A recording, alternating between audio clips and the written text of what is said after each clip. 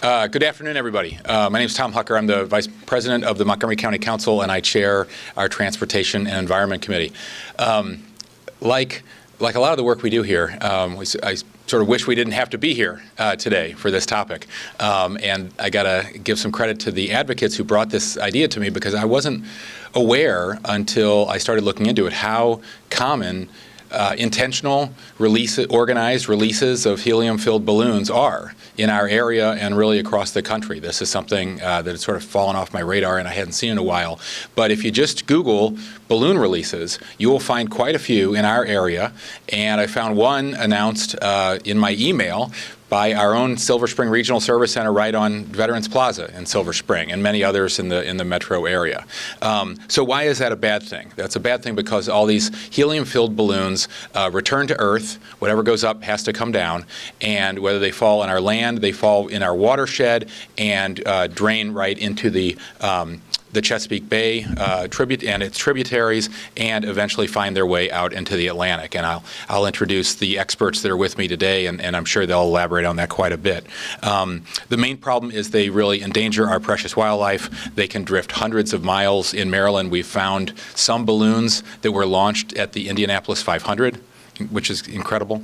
Of course, the weather map moves our weather from west to east, meaning most of these end up drifting toward as I said, the Chesapeake Bay and the Atlantic Ocean, where the tides bring them back to the coast and right into the nesting grounds of seabirds and turtles, as well as fish. Sea turtles, I know, mistake them for jellyfish and ingest them. Wild ponies in Assateague Island have ingested them, and the Washington Post article ran a picture of a pony that had ingested one.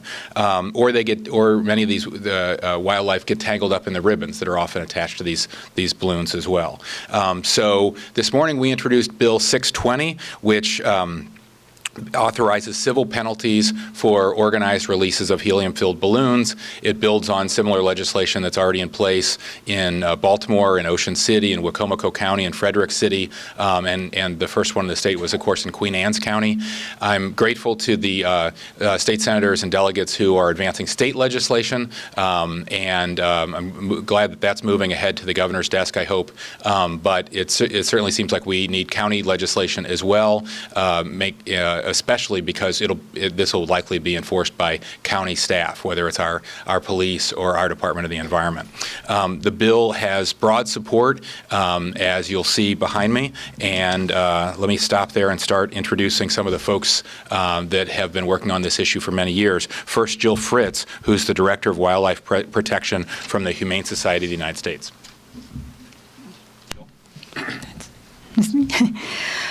Hi, yes, my name is Jill Fritz. It's Jillfritz. I'm a Director of Wildlife Protection at the Humane Society of the United States. On behalf of our members and supporters in Montgomery County, the Humane Society of the United States strongly supports Bill 620. And thank you to Councilmember Hucker for introducing this important legislation. While releasing a helium balloon into the atmosphere during a celebratory event or a solemn memorial may be visually pleasing, it is extremely detrimental to the environment, and the resulting pain and suffering experienced by both marine wildlife and land animals, such as horses, cows, and other farm animals, is staggering. Once released, balloons can travel for hundreds of miles before they burst or deflate and become litter. They're commonly made of latex or mylar and present a danger to animals who perceive them as food. For example, when balloons burst, they resemble jellyfish, the natural prey of sea turtles. If ingested, the balloons block their digestive tract, or animals may get caught in the ribbons attached to them, hindering their ability to move around and feed. A recent study found that balloons are the leading marine debris risk of mortality for seabirds. Both the U.S. Fish and Wildlife Service and the National Oceanic and Atmospheric Administration warn against deliberate balloon releases. Even so-called biodegradable balloons take years to break down in the environment, giving more opportunity for wildlife to ingest them. A recent study found that more than 18,000 balloons, strings, and other pieces were found. Let me try that again. A recent study found more than 18,000 balloons, strings, and other pieces were picked up along shorelines of the Great Lakes from 2016 to 2018. Montgomery County has been a leader on progressive environmental and animal welfare issues, and because of this, we asked the council to swiftly pass Bill 620. Thank you. Terrific. Thanks so much. Next up is Shruti Bhagnagar, the chair of the Sierra Club in Maryland. Shruti. Good afternoon. My name is Shruti Bhatnagar. I'm the chair of Sierra Club Montgomery County. And the Montgomery County Sierra Club supports Bill 620, introduced by Councilmember Tom Hucker, to prohibit the intentional release of plastic, litter, rubber, or mylar balloons into the atmosphere.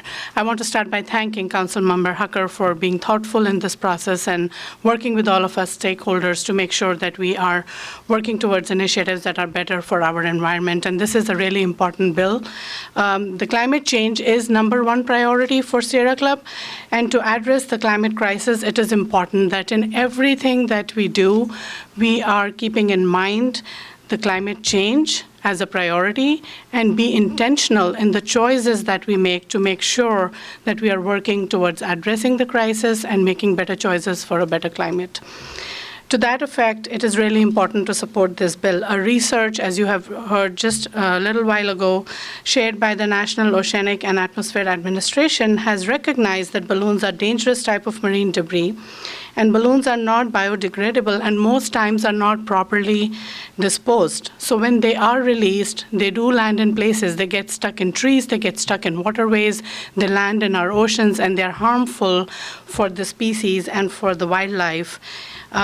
They are mistaken for food, and they also, when eaten and ingested, balloons and other marine debris can lead to loss of nutrition, internal injury, starvation, and death.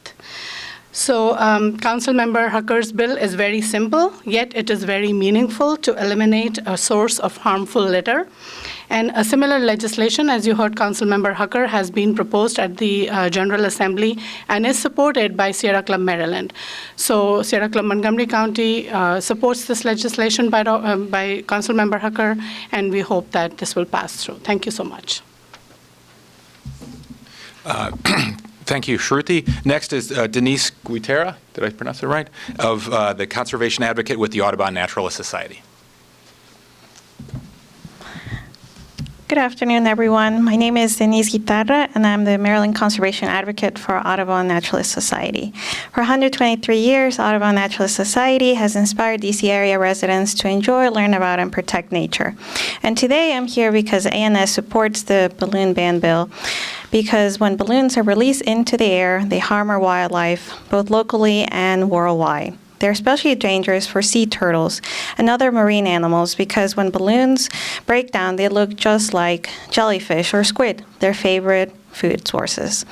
Sea turtles can't digest this stuff because they get sick and they basically fill their guts with pollution, and that's not good for them. Also, helium is an important non-renewable resource that is essential for things like cooling off our MRI machines. Because helium is a gas that is thinner than air, we cannot capture and store it. Once it's gone forever. It's very wasteful and to send this precious source into space. Eventually, when balloons go up into the air, they come down. And unfortunately, they fall down into our trees, our grounds, and our water. Balloons made up of latex, rubber, or mylar, and their strings can get tangled up into our wildlife. Furthermore, balloon debris can also end up in our streams, causing an increase in pollution. So let's save our local planet and the world from unnecessary pollution, and let's support the balloon ban bill today. Thank you. Thanks, Denise. Next is Jeannie Braha, the Executive Director of the Rock Creek Conservancy. Thank you, Councilmember Hucker, for having us here today, as well as your leadership in advancing this legislation to protect Montgomery County and our watersheds. I'm Jeannie Braha, the Executive Director of Rock Creek Conservancy. We're a watershed organization, the voice for Rock Creek, as well as a philanthropic partner to Rock Creek Park, which is downstream from all of the watershed land in Montgomery County. Our mission is to restore and protect Rock Creek and its parklands for all people to appreciate and protect. Today is a very rainy day, which reminds us all of the importance of the work of things like the balloon bill and other efforts to prevent litter from entering our waterways, which starts on the land around those streams and tributaries. Each year, thousands of volunteers for Rock Creek Conservancy pick up more than 20,000 pounds of litter from Rock Creek in various places. That litter starts on the ground with the people that are near it. This is a very common sense way to prevent more litter from entering our creek. Those little tiny pieces of balloons are fun to find and colorful on the ground, but certainly not enjoyable when they wind up in Rock Creek for our wildlife as well as downstream in the Potomac River and the Chesapeake Bay. So we thank Councilmember Hucker and the council for taking up this legislation and all of you for your support. Terrific. Thank you. Next up is Ann Ambler, my old friend, the advocacy chair of the Neighbors of Northwest Branch. Thanks. Well, at this point, I might well just say, me too. I'm Ann Ambler, the advocacy chair for the Neighbors of the Northwest Branch, and I brought a couple of pictures here. Now, what child says, I'd like to choke a sea turtle to celebrate my birthday? And what couple says, we want to celebrate our wedding by strangling a seabird? But these are the tragic results if they celebrate by releasing balloons. I am speaking for the Neighbors of the Northwest Branch, a volunteer organization with over 200 members dedicated to protecting the Northwest Branch of the Anacostia River and interested in healthy sea life wherever the waters flow. We thank Councilmember and T&E Chair and Vice Chair Hucker very much for introducing this bill. Balloons are yet another part of the plastic pollution scourge that we know all too well through our many, many stream cleanups. I don't have the tonnage the way Rock Creek Conservancy does, but it's a lot. Balloon fragments are a plague for seabirds and marine life, as you've heard. Marine debris is most likely to kill because hard plastic, which of course there's plenty of that, but hard plastic may go all the way through the gut and out the other end, whereas balloon fragments get stuck and cause fatal obstructions. And this applies to the sea turtle here with the ribbon sticking out of its mouth. Ribbons make it even worse. Latex balloons sold as biodegradable take up to 4 years to biodegrade. Mylar, a polyester rosin, takes longer, if ever, and there's plenty of time there for them to kill. As we try to be better Earth stewards, ending this unnecessary carnage is a no-brainer. A child's birthday is so much better celebrated by planting a tree to grow as the child grows. A wedding is better celebrated by planting, say, bushes that over time can entwine. These are true celebrations of life. Please pass Bill 620. Thank you.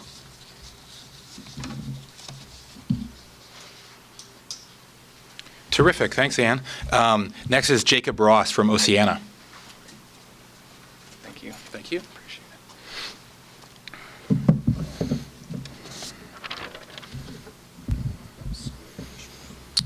Thank you for the opportunity to speak on behalf of Bill 620, prohibiting the release of balloons into the air. Oceana works to advance science-based policies that will restore the ocean's abundance and biodiversity. We represent over 17,800 Oceana supporters across Maryland, including Montgomery County, and we stand in strong support of Bill 620 and urge the Montgomery County Council to pass this important legislation. In Maryland, A healthy Chesapeake Bay and Atlantic Ocean support 96,000 jobs and $6 billion in GDP. But plastic pollution is a growing threat to marine ecosystems and the communities dependent on healthy shorelines. Balloons, plastic bags, and other throwaway plastics are profoundly flawed by design. Companies are choosing to make something that will be used just once from a material that will last for centuries. In the end, coastal communities and marine life are left to deal with the consequences of this growing global problem. The amount of plastic flooding our seas is staggering. The equivalent of a garbage truck full of plastic is dumped into the ocean every minute. Plastic pollution is everywhere, and that includes Maryland's coastlines and waterways. According to a 2014 study, microplastics were found in 59 out of 60 water samples from the Chesapeake Bay and its tributaries. A 2019 scientific report found that among marine debris items ingested by seabirds, balloons were the most likely to result in death. Balloons, which can travel hundreds of miles before they're released, must land somewhere. Those released in Montgomery County could end up in the Chesapeake Bay, which is home to hundreds of bird species, including many that are threatened with extinction. Additionally, plastic debris, like balloons, can affect other types of marine life, from fish to dolphins and sea turtles. Tens of thousands of individual marine animals have been observed suffering from entanglement in or ingestion of plastic pollution. Thankfully, local communities are taking action by passing policies limiting the use of single-use plastic and banning balloon releases. Baltimore, Ocean City, Queen Anne's County, and Frederick have already prohibited the release of balloons into the environment. Montgomery County now has a chance to join them and to call on the Maryland General Assembly to follow suit. We strongly support Bill 620 for limiting the plastic pollution that impacts the Chesapeake Bay, marine life along the Atlantic coast, and communities that depend on a healthy ocean. We thank you for the opportunity to speak here today and thank Council Vice President Hucker for his leadership on this issue. Thank you. Terrific. Thanks, Jacob.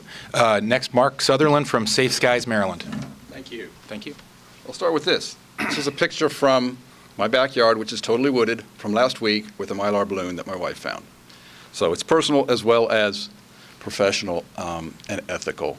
I am Dr. Mark Sutherland, Legislative Director for Safe Skies Maryland. Safe Skies Maryland is a statewide organization focused on the welfare of birds, wildlife, and their relationship with the human community. We enthusiastically support this bill and laud the efforts of Councilman Hucker.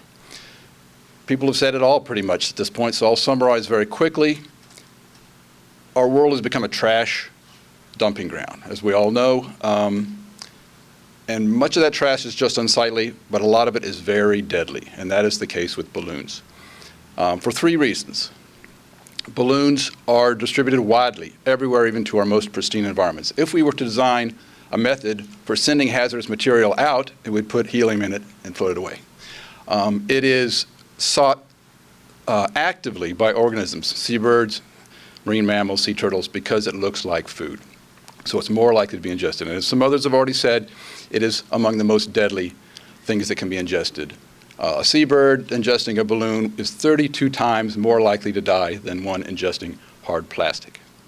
And as far as our bird community, those of you who may be familiar with the latest study from the Smithsonian, Cornell Bird Lab, and other scientists, that in the last 50 years, we've lost 22% of the birds in North America.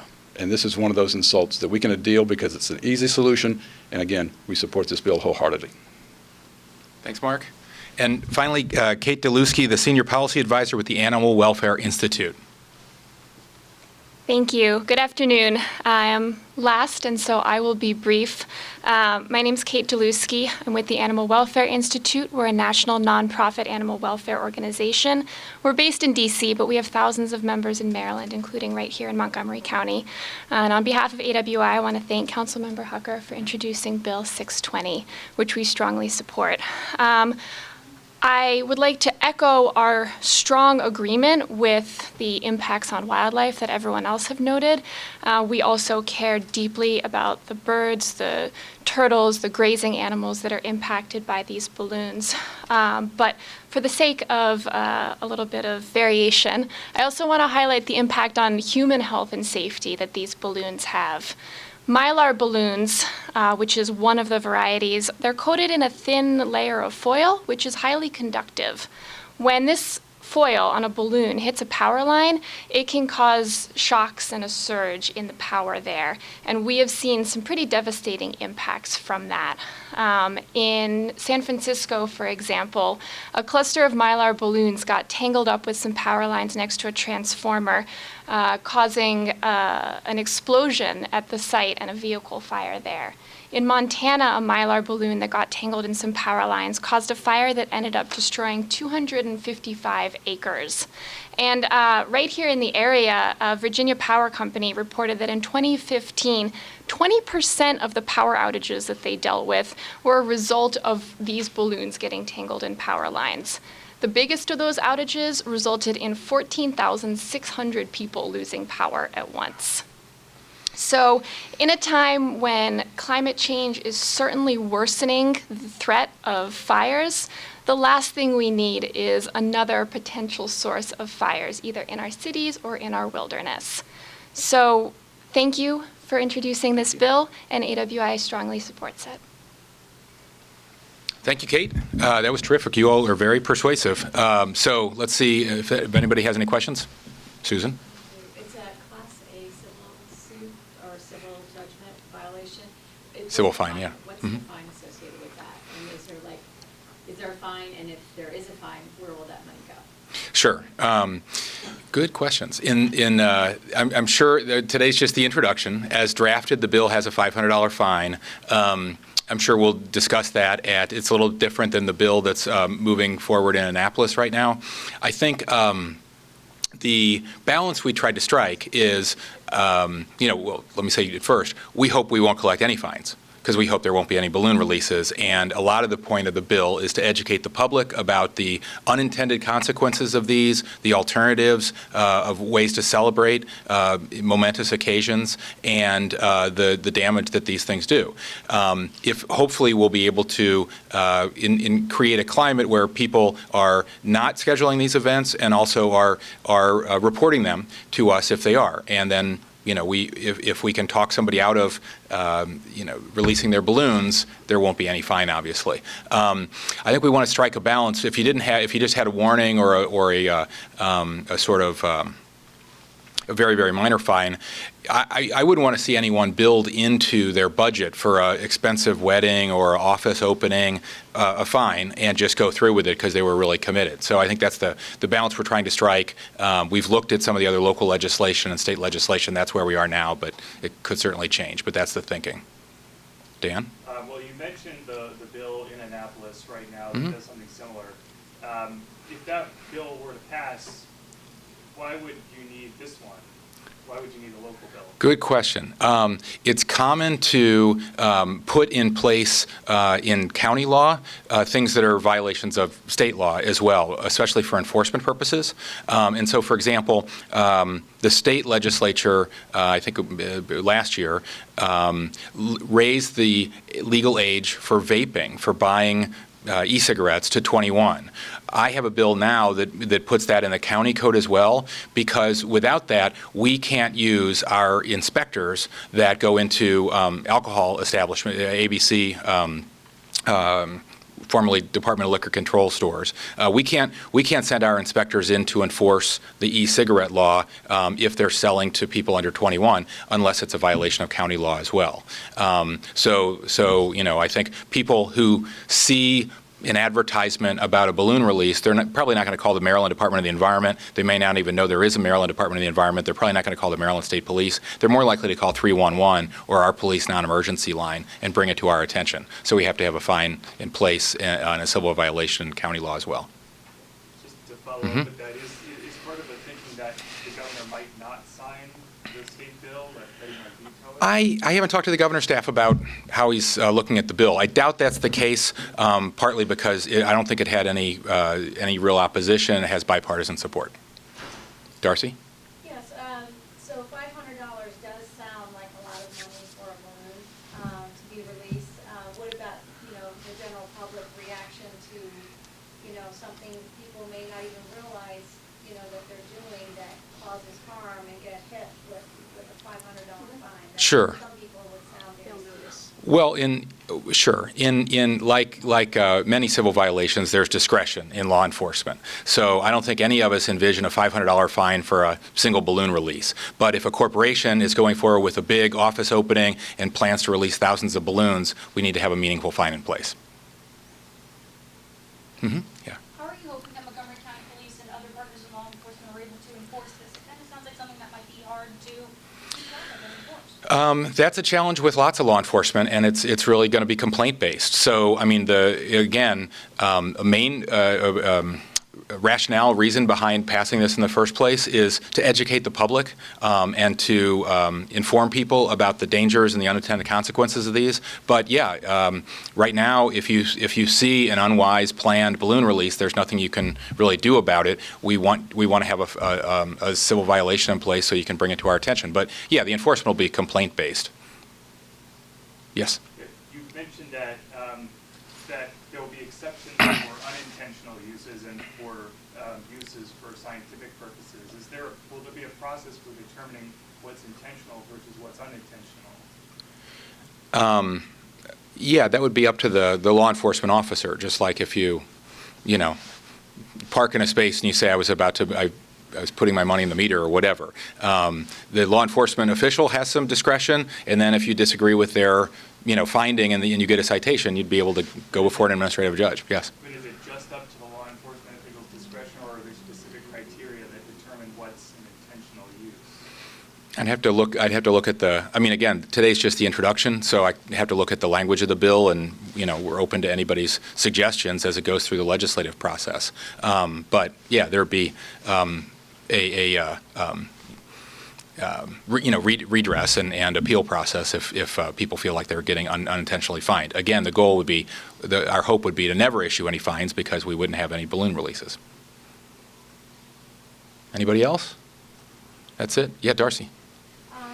Unfortunately, I cover a lot of victims where, someone may have been killed, Mm-hmm. or, hit by a car and died, Right. or murdered, something like that, and family comes out, friends, and oftentimes they will bring balloons out, Mhm. 20 balloons, and they release them, and that is for them a sign of mourning Right. and things like that. It's for some people important to them. Cathartic, And yeah. a sign of that they're remembering their loved one in a special way. And just to think that someone would call, the police or call, an agency on them for doing that, that could be a sticky situation. How would you deal with that sort of thing? If you're out on a weekend and you see people, you don't really want to call authorities when people just lost someone. Right. Well, Wedding. sure. Like as in any anything people are concerned about, your first call should not necessarily be to the government, right? If you see, your neighbors, your friends doing something that you think is untoward, you certainly, my advice would be to talk to them and just say, hey, did you know about the unintended consequences of this planned balloon release? You certainly can report it if the bill were to pass or if the state bill were to pass. But I think, again, the real importance is the public education. If you look at some of the websites that are out there, and I'm sure some of our experts can comment on them, just in a very cursory scan of some of the websites about balloon releases, people suggest lots of alternatives, including confetti and fireworks and many, many other things that you're familiar with that you wouldn't necessarily think of if you're planning a memorial service. But there's lots of resources available online, and I'm sure some of our experts have some other alternatives that you might want to suggest. Anybody? Jill? There's a separate organization called Balloons Blow. I think it's balloonsblow.org. And their website is just a wealth of resources about the environmental impacts of balloon releases. And I think also perhaps alternative ways that people can remember a loved one or celebrate without releasing balloons.